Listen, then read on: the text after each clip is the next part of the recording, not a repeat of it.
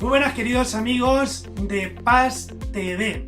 En el programa pasado tuvimos el gusto de conocer el testimonio de vida, de fe, de un profesional de la economía, padre de familia, pero converso y dispuesto a darnos razones de su fe, de su esperanza. Dante Urbina. Muchísimas gracias de nuevo y hoy yo quiero conversar, un poco que nos resuma de alguna manera estas razones de su esperanza.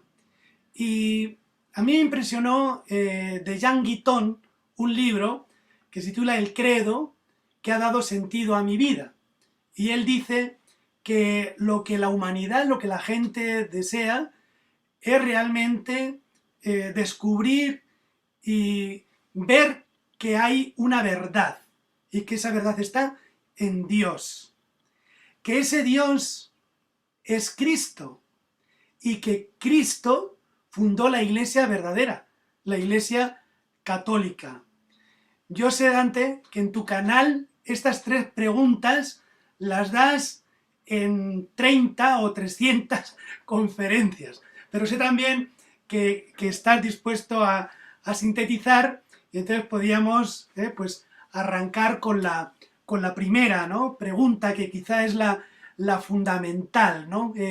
Hay ateos, hay agnósticos y bueno, ¿y Dios dónde está?, ¿no? La existencia de Dios. Muchas gracias y bienvenido de nuevo a nuestro canal, que es tu casa. Excelente, una alegría estar de nuevo con ustedes. Bien, como es mucho lo que hay que resumir, empiezo. Vamos a la primera cuestión, entonces, la existencia de Dios. ¿Cómo mostrar la existencia de Dios ante un ateo? Pues bien, uno no dispone de tal cosa como que el ateo ya crea en cierta base de fe. Precisamente si es ateo es porque lo rechaza. En consecuencia, nosotros no podemos utilizar medios como la Biblia o el magisterio de la iglesia para decirle al ateo que el ateísmo está mal, porque eso sería equivalente a que venga un musulmán y nos diga que estamos en la religión falsa porque el Corán dice que la religión verdadera es que Alá es Dios y Mahoma es su profeta. Para nosotros el Corán no tiene relevancia, no es vinculante, necesitaríamos una fuente distinta para escuchar al respecto. Entonces, ¿qué es lo que tiene en común el ateo y el creyente? No la fe, que la fe la tiene solo el creyente, no la Biblia ni el magisterio de la iglesia.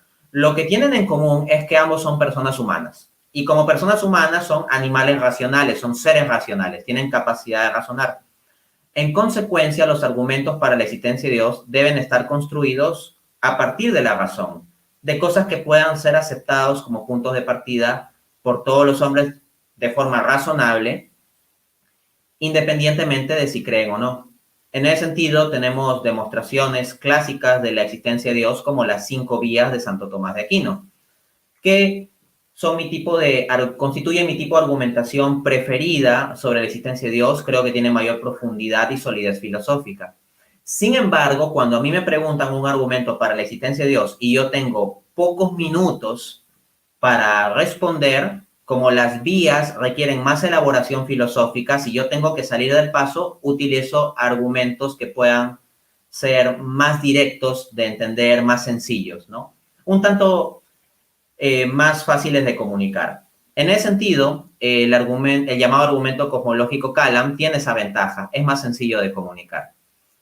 Si a mí me dan 1 hora para explicar un argumento o me dan más de 10 minutos, yo me metería al argumento tomista de la contingencia, que es la tercera vía de Santo Tomás de Aquino, pero si me dan menos tiempo, utilizo el argumento cosmológico Kalam, que va así. Premisa 1. Todo lo que comienza a existir tiene causa. 2. El universo comenzó a existir. 3. Por lo tanto, el universo tiene causa. 4. Esta causa es Dios. 5. Por lo tanto, Dios existe. Vamos a justificar rápidamente estos pasos. Primera premisa. Todo lo que comienza a existir tiene causa. Efectivamente, esto se entendería directamente desde el principio que de la nada nada sale. O sea, de la nada de por sí no surge algo. Por ejemplo, si nosotros vamos por la calle y vemos de repente aparecer a nuestro costado un caballo, nosotros no pensamos que apareció allí de la nada. Precisamente la racionalidad de nuestro pensamiento nos lleva a pensar que debe haber alguna causa. Por ejemplo, que está habiendo un desfile y que no nos hemos dado cuenta por estar distraídos con el celular y que ahí está el primer caballo del desfile. O que hay un jinete que lo está llevando por ahí, etcétera. No pensamos que apareció de la nada, se habrá escapado del zoológico o lo que sea. Pero si vemos algo que comienza a estar presente, decimos, acá debe haber algún tipo de causa, ¿no? Si dijésemos que algo puede comenzar a existir sin causa, estaríamos diciendo que de la nada podría salir algo. Pero decir que de la nada puede salir algo es absurdo porque la nada, al no tener ser, al no ser nada, no puede tener ninguna potencialidad ni capacidad de generar un algo. Entonces queda bien establecido de que todo lo que comienza a existir tiene causa. 2. El universo comenzó a existir. ¿Se puede dar un argumento filosófico para probar esto? Supongamos que el universo ha existido siempre. Si el universo ha existido siempre y es eterno, si no ha tenido inicio, desde antes de esta entrevista ha habido un infinito tiempo en que el universo ha estado existiendo. Un infinito pasado, porque nunca ha tenido origen. Si estoy en esta entrevista es porque el pasado ya terminó y estamos en el presente. En consecuencia, si el pasado ha sido infinito y ya terminó, tendríamos que ese infinito ya habría terminado. Entonces sería un infinito interminable terminado. Un infinito finito, lo cual es una autocontradicción. En consecuencia, como es una autocontradicción, no puede ser cierto y por lo tanto el tiempo pasado tiene que tener un inicio, no puede ser infinito. De otro lado, el modelo estándar en física es el modelo del Big Bang. Se le puede realizar ajustes a tal modelo como por ejemplo con la teoría inflacionaria, pero de todas maneras lo que nosotros tendríamos es un inicio del universo en una singularidad espacio-temporal. De otro lado, en el 2003, los astrofísicos Arvid Wood y Vilenkin establecieron, Arvin Bohr, sí, Alexander Vilenkin y Alan Wood establecieron un teorema de acuerdo con el cual cualquier universo cuya tasa de expansión promedio sea mayor que cero a lo largo de su historia espacio-temporal tendrá necesariamente una cota geodésica en el pasado. Traducido en términos sencillos, Vilenkin lo dijo en su libro Many Worlds in One de 2006. Él dijo que los cosmólogos no tienen escapatoria frente a este teorema de que el universo tiene un principio. Entonces, la mejor evidencia científica apunta a que el universo tendría un principio, un inicio. Si todo lo que comienza a existir tiene causa y el universo comenzó a existir, 3, por lo tanto, el universo tiene causa. Esto no es necesario probarlo porque simplemente se sigue de lógica de las dos premisas anteriores. El punto tal vez que resulte controversial a algunos sería, ya, ¿y por qué esa causa es Dios? Bueno, el universo es el conjunto de espacio y materia. O sea, todo la dinámica, espacio, tiempo, materia, energía. Eso es el conjunto del universo. Si el universo comenzó a existir, significa que el espacio y el tiempo mismos comenzaron a existir. Y como de la nada nada sale, hubo un algo que tuvo que darle inicio al universo.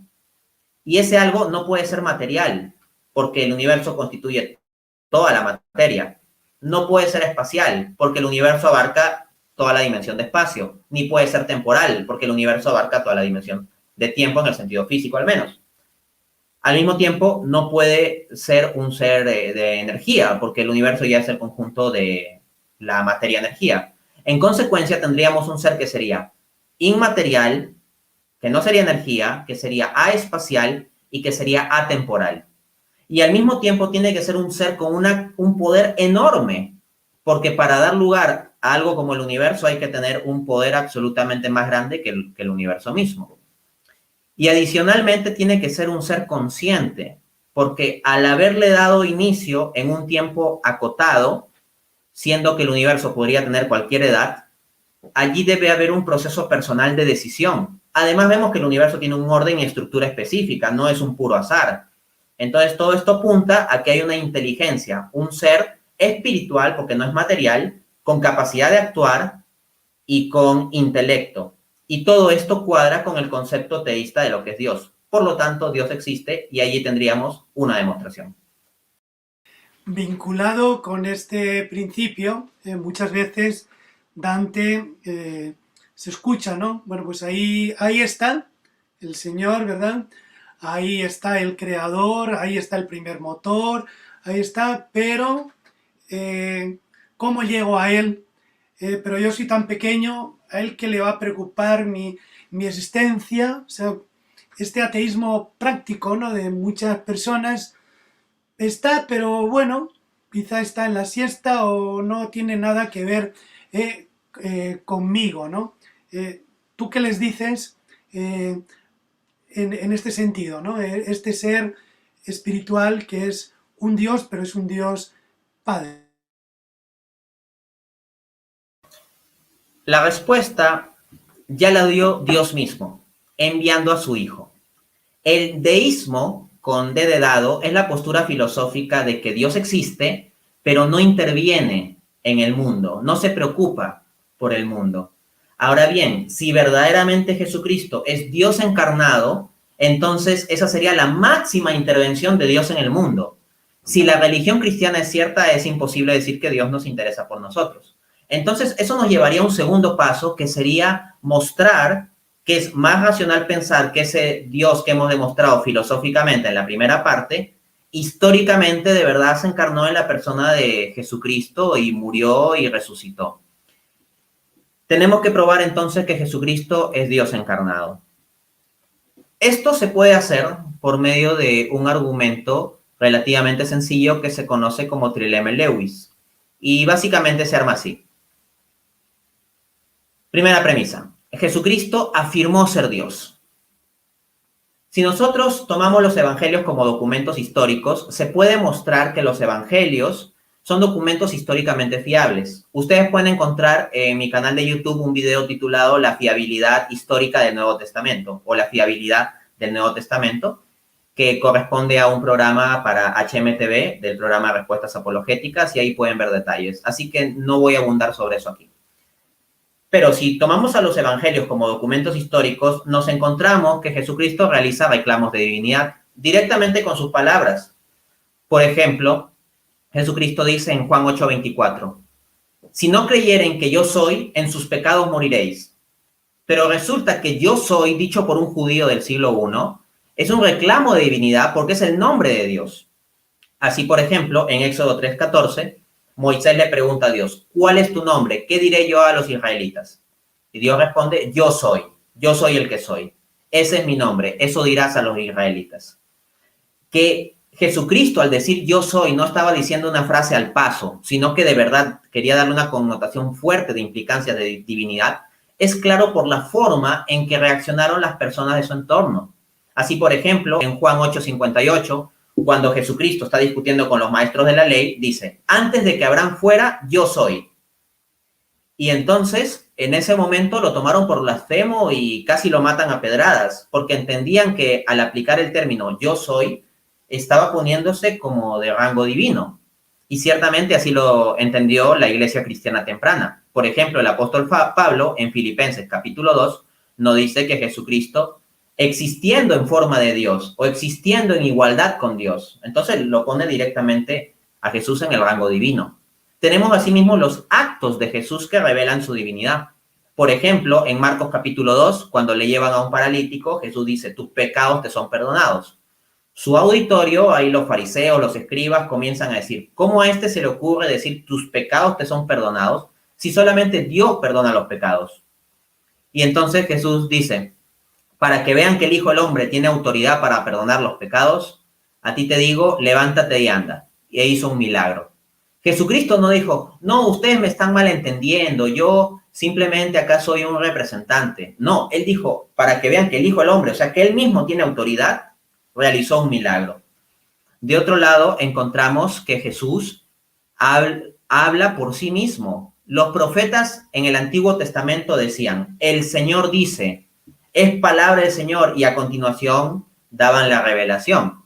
En cambio, Jesucristo habla a nombre propio e incluso es capaz de decir cosas respecto de la ley judía o en ocasiones ponerse por encima del sábado, y ponerse por encima de la ley judía del sábado no lo puedes hacer porque eso es quebrantar la ley de Dios.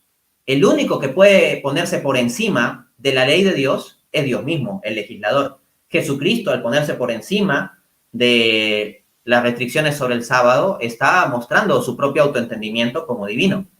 Ahora bien, decía que los profetas dicen, así dice el Señor. En cambio, Jesucristo decía, En Mateo capítulo 5, por ejemplo, en el Sermón del Monte, antes se decía, y cuando Jesús dice esa frase, pasa a citar frases del Antiguo Testamento, mas yo les digo, o pero yo les digo, Jesucristo habla a nombre propio en términos de autoridad sobre la cuestión espiritual, religiosa y doctrinal.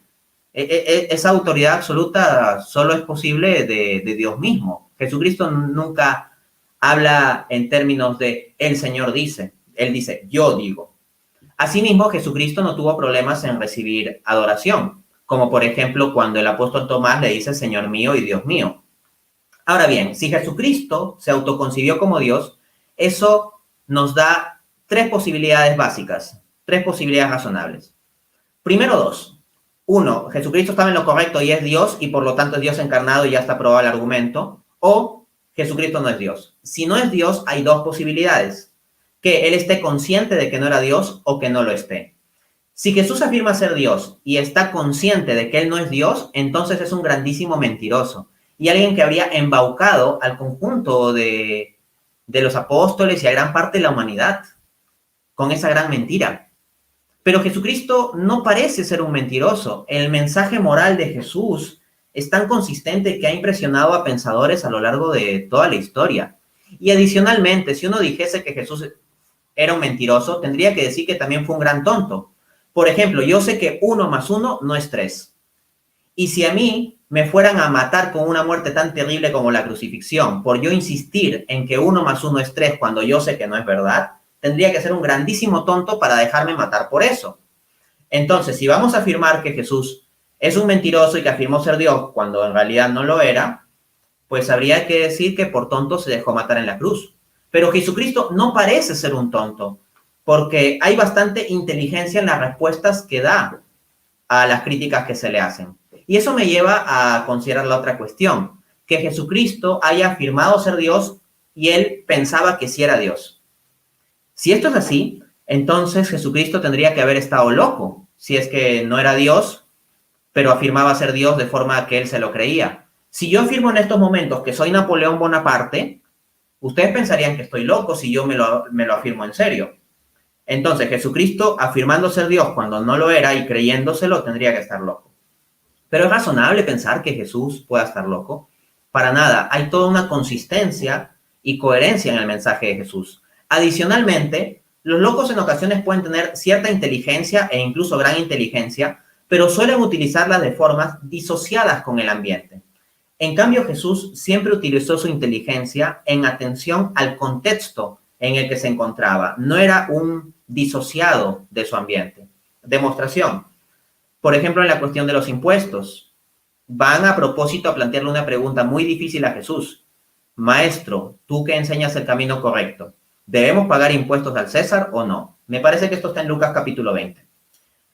Que si Jesús decía que si era legítimo pagar impuestos al César, los judíos se iban a ir contra él porque era como que estuviera apoyando al gobierno opresor de los romanos por sobre los judíos. Pero si Jesús decía que no era legítimo pagar impuestos al César, inmediatamente lo arrestaban y hasta lo podían matar por sedición. Entonces Jesucristo se veía en un terrible dilema. Y lo que él dice es, denme una moneda, de quién es la cara que está aquí, es del César, pues den al César lo que es del César y a Dios lo que es de Dios. Y con esa respuesta tan inteligente, ni los judíos que estaban contra él en ese momento, ni los romanos pudieron hacerle nada. Entonces, ese ejercicio de inteligencia en atención al contexto es algo, pues, sumamente llamativo. En consecuencia, no parece ser el estado mental de un orate. Por lo tanto, es irrazonable plantear que Jesús sea un loco.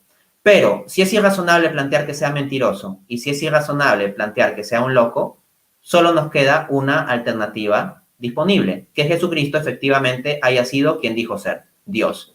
Y si Él es Dios encarnado y nos dio un mensaje de amor y vino a morir por nosotros y su palabra tiene que ser verdad porque Él sería Dios encarnado, entonces lo que tenemos es que Dios sí se preocupa por nosotros, al punto de darnos su propia vida.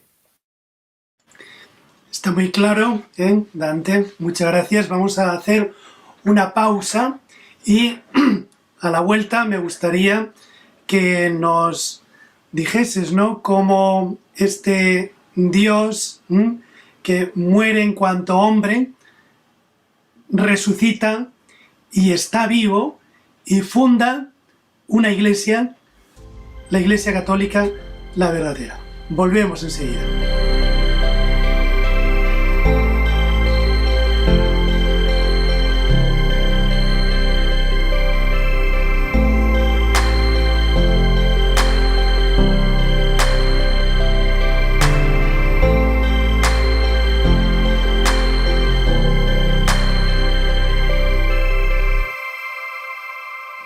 Bien, Dante, te lanzamos la pregunta antes del corte, ¿no? Para continuar un poco, sobre todo, este hilo argumental tan contundente, ¿no? Dios existe, Cristo es Dios, y son muchas las personas, ¿no? Las que dicen, bueno, y después de la muerte, y como que nos enfrentamos, ¿no? Ante la eternidad, la resurrección, ¿no? Y si Cristo no resucitó, decía San Pablo, vana es nuestra fe, ¿no? ¿Qué podemos decir cuando hablamos de que Cristo ha resucitado? Cristo está vivo. Cuando decimos que Cristo está vivo, esto implica la creencia de que Cristo actúa, de que Cristo puede actuar y actúa. Si nosotros vemos simplemente a Jesucristo como un buen maestro moral y un personaje histórico lejano que hizo cosas interesantes y dijo cosas interesantes en el siglo I, eso no transforma nuestras vidas. Ese puro conocimiento de un Jesús que se queda históricamente en las coordenadas espaciotemporales del siglo I. Pero si Jesucristo verdaderamente ha resucitado y si Él es Dios encarnado, en tanto omnisciente, omnipotente, omnipresente, omnibenevolente, pues está auténticamente con nosotros, ¿no? Y para el caso de los que tenemos la fe católica, lo que tenemos es la convicción firme de la presencia real en cuerpo, alma y divinidad de Jesús en el Santísimo Sacramento del altar, en la Eucaristía. Entonces, el mensaje de que Cristo ha resucitado es la garantía de que la vida no termina con la muerte. La muerte física es simplemente un paso. Y un paso hacia la vida eterna en la medida en que nos mantengamos unidos a Cristo, en la medida en que permanezcamos en Él. ¿Cuántos se plantean, verdad? ¿Cuál es la verdad? ¿Cuál es la iglesia verdadera? ¿Cuántas guerras ha habido a lo largo de la historia por imponer la verdad? ¿Cuántas condenas de los herejes? ¿Cuántos controles? ¿Cómo tener la seguridad de que mi verdad es la verdad, como proclama la Iglesia Católica, ¿no? Dante, tú que sueles argumentar, ¿no? Cuando sale este tema, ¿por qué la Iglesia Católica tiene la pretensión de ser la única verdadera? Bien. Sería una pretensión de la Iglesia Católica el ser la verdadera extremadamente soberbia si entendemos a la Iglesia como una institución humana. O sea, si decimos la Iglesia es simplemente un conjunto de hombres que se creen infalibles en lo que es la jerarquía de la Iglesia y que se creen infalibles por sí mismos, pues ese es un grado extremo de soberbia. Pero esa no es la autoconcepción que tiene la Iglesia sobre sí misma. Lo que entendemos los católicos es que la Iglesia es, en primer lugar, conforme nos dice la Escritura, el cuerpo de Cristo. Se nos habla de la Iglesia como el cuerpo de Cristo, y Cristo es su cabeza. Y desde esa perspectiva, Cristo no es falible. Y si Cristo no es falible y la Iglesia es verdaderamente el cuerpo de Cristo, entonces la Iglesia tiene que tener el carisma de infalibilidad cuando enseña doctrina. Jesucristo no tenía el plan de que la cuestión de determinar cuál es la verdad sobre su mensaje quede a la opinión de cada uno. Precisamente como cada uno saca su opinión, salen tantas iglesias y proliferan tanto y generan confusión, contrario a la unidad que buscaba Jesús. En Juan capítulo 17 dice Jesús rogando al Padre, te pido que todos sean uno, así como tú y yo somos uno. Y Jesús también dice, no te pido solo por estos, es decir, por los apóstoles, sino también por los que van a creer por la predicación de estos. Entonces Jesús tuvo que dejarnos un medio que nos dé la garantía de doctrina, que no quede a la interpretación privada de cada uno. Y ese medio es la iglesia, conforme dice Jesús en Mateo 16:18. Y sobre esta piedra edificaré mi iglesia. Pensar que la iglesia cae en el error, pues es pensar que Jesucristo no tiene cuidado providencial sobre la iglesia. Ciertamente, entre los miembros de la iglesia puede haber miembros con mucho pecado, y el propio Jesús nos dio la parábola del trigo y la cizaña en Mateo capítulo 13. Pero en cuanto a la preservación de su mensaje, hay una garantía de Jesucristo. Y así también lo entendió el apóstol Pablo en primera de Timoteo 3:15, donde dice que la iglesia de Cristo es columna y pilar de la verdad. Entonces, no se trata de que cada uno vaya a leer la Biblia particularmente como le parezca y según le parezca sacar su propia interpretación y ser su propio papa, su propio teólogo infalible. No, Jesucristo estableció medios y estableció una iglesia. Y esa iglesia tiene que ser visible y tiene que tener una cabeza visible. Porque si decimos que es una iglesia invisible, es lo mismo a nada. Porque cada uno con su propia teología que se invente puede decir que es parte de la iglesia invisible de Cristo. Y cada uno puede decir que tiene a Cristo como cabeza con sus propias teorías teológicas. Y dice, pero yo obedezco a Cristo. Y ciertamente hay muchas personas que dicen que se basan en el Espíritu Santo, pero dicen cosas contradictorias entre sí en cuestiones fundamentales de doctrina. Entonces, el medio de garantía de doctrina no puede ser una iglesia invisible y no identificable, tiene que ser una iglesia visible. Y al mismo tiempo, como Cristo es cabeza invisible de la iglesia, debe ser una iglesia que tenga una cabeza visible, de tal modo que cuando surjan controversias dentro de la misma iglesia, haya un modo unificado de dar solución a tales controversias. Ya saben, el axioma Roma locuta, causa finita. Si hay una instancia central que puede definir doctrina, no por un carisma humano, poder humano o sabiduría humana, sino acá de lo que hablamos es de que Dios protege a su iglesia. De entre la miseria de los hombres, la miseria de los laicos, la miseria de nosotros los católicos pecadores, la miseria de obispos e incluso la miseria de papas, está la misericordia de Dios protegiendo a su iglesia para que no caiga. En ese sentido, hay incluso historiadores protestantes que han llegado a la convicción de que algo especial debe haber en el catolicismo, porque si tenemos hombres tan deficientes y con tanto pecado, ¿cómo es que una institución así se ha preservado durante tanto tiempo? Humanamente no parece sencillo explicarlo. Y se puede cuestionar muchas cosas sobre nuestra vida particular de los católicos. Pero cuando un católico actúa mal, lo hace por no seguir las directrices de la iglesia. Un católico que viva las directrices de la iglesia es un santo. Es un San Francisco de Asís, es una Madre Teresa de Calcuta, es un San Agustín, es un Santo Tomás de Aquino, etc. Entonces, todo el mal testimonio de ciertos católicos no es por vivir el catolicismo, sino por no vivir el catolicismo. En resumen, pues, me parece que la única iglesia que reúne las características tal para dar unidad de forma visible y con una cabeza visible que pueda dar una garantía identificable de definición de doctrina es la Iglesia Católica con su magisterio. Los protestantes, con su noción de sola escritura y sus continuas divisiones, no cumplen este estándar, ni tampoco las iglesias autocéfalas de los ortodoxos.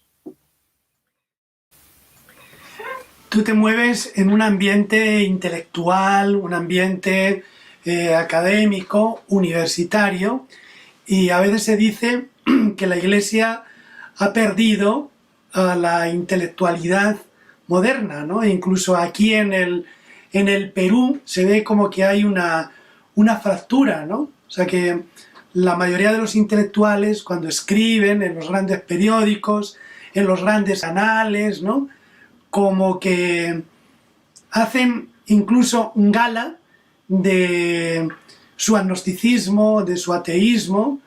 Tú tienes un programa que yo les recomiendo, en que punto por punto vas analizando lo de un conductor, ¿no?, del programa, el doctor de Negri, ¿no?, en el que vas poniendo lo que él dice y tú le vas rediciendo, ¿no? Entonces, para los universitarios que nos ven, para también los docentes, los intelectuales, ¿qué les aconsejarías, ¿no?, para acercarse a la fe que tú estás viviendo? Continuamente, intelectuales no católicos califican a los católicos de dogmáticos, gente que no puede tener un auténtico conocimiento de la historia ni de la filosofía. Lo que yo les diría a quienes califican así es que sean una autocrítica, sean capaces por un momento de salir de sí mismos y la idea de que los católicos somos gente ignorante, dogmática, que no podemos conocer sobre filosofía correctamente o sobre historia o cosas así, ¿no es acaso un dogma que están asumiendo? Me he encontrado con que muchas veces la gente que se dice ser más abiertamente no está nada abierta a que el catolicismo pueda ser verdad.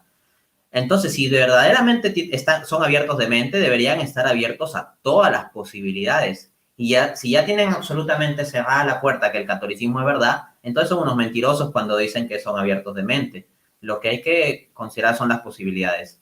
Y si uno hace eso, entonces debería tratar de ver la intelectualidad católica más seria. Es decir, hay grandes pensadores católicos que muchas veces son desdeñados o desconocidos.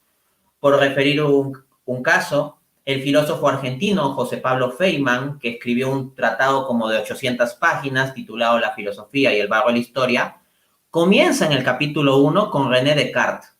O sea, toda la filosofía medieval y la filosofía antigua como que no existe. Y solo hace reminiscencias de la filosofía antigua cuando va a tocar a Heidegger y su relación con los presocráticos. Y muchas veces en las academias preuniversitarias te venden esa idea de que la filosofía medieval ya fue y que no tiene ninguna relevancia. Pero hoy en día existen grandes intelectuales católicos que tienen cosas que decir sobre distintas áreas del conocimiento. Tenemos, por ejemplo, al filósofo tomista católico Edward Fesser, que es un converso desde el ateísmo y que tiene publicaciones en revistas académicas de alto nivel sobre temas de antropología filosófica, ontología, epistemología, filosofía de la mente, etc. En mi caso, bueno, humildemente puedo decir también que tengo un tanto de trabajo publicado en el Internet sobre cuestiones de economía, de filosofía, de teología y cuestiones relacionadas. Y más o menos ha tenido esto cierto alcance en la medida en que yo he sido seleccionado entre los mejores jóvenes investigadores del mundo para participar de la reunión de premios Nobel de Economía. Entonces, ser católico o estar muy convencido de la fe católica no es sinónimo de ser ignorante. Y con todas esas objeciones que ellos plantean, pues hay gente que se ocupa de dar respuestas consistentes a esas objeciones. En mi trabajo público, en gran parte, busco hacer eso. Por último ya, ¿qué es lo que te impulsa, Dante, a seguir luchando? ¿Te has sentido alguna vez como solo, por ahí? ¿Qué es lo que te anima, ¿no? Y un mensaje de esperanza para culminar para todos los que están viendo el canal. Sí, efectivamente, en muchas ocasiones me he sentido solo en el sentido humano del término, pero lo que me impulsa no son los sentimientos, en el sentido de que a ver si me siento bien o me siento mal, o me levanté con el pie izquierdo o el pie derecho, o siento bonito o no siento bonito. Lo que me impulsa es la voluntad, y esto es por el amor. El amor a Dios, porque si uno está verdaderamente enamorado de Dios y ves que el mundo va contra ese Dios del cual tú estás enamorado, pues lo que vas a hacer definitivamente es hablar al respecto, y si necesitas pelearte con todo el mundo por el amor a Dios, pues así será. Y al mismo tiempo esto es por amor al prójimo, porque si yo, digamos, entro a esos debates a pelear, es porque considero que lo mejor para el prójimo es que conozca la verdad, para que pueda llegar a ser verdaderamente libre, porque solo por la verdad seremos libres. Entonces, a mí lo que me impulsa en todo esto es el amor, pero no el amor entendido como un sentimiento o sentimentalismo, sino como un acto de la voluntad, y que no es mérito mío, sino que es Dios quien me empuja con su gracia e incluso en medio de mi miseria. Entonces, el mensaje final que yo daría es, si alguien se sabe miserable, pues excelente. Solo no se olvide de complementar esa idea con que Dios con su gracia quiere tener misericordia y empujarlo. Si alguien está ensimismado en su miseria, no se quede ahí, porque lo que quiere Dios es empujarlo a uno con su gracia. Si te sientes miserable, déjate empujar por la gracia. Muchísimas gracias, Dante, porque tu testimonio continúa el Magnificat de María, que dijo: todas las generaciones me llamarán bienaventurada, ¿no? El fundador de mi movimiento, el padre Morales, decía que enamorarse de la Inmaculada, de María, es encenderse en amor de Dios y de los demás. Muchísimas gracias por compartirlo, que Dios te bendiga, y ya saben, tienen su canal de YouTube, que es una biblioteca, una capilla abierta para seguir profundizando en todos los temas con los que nos ha enriquecido. Bendiciones.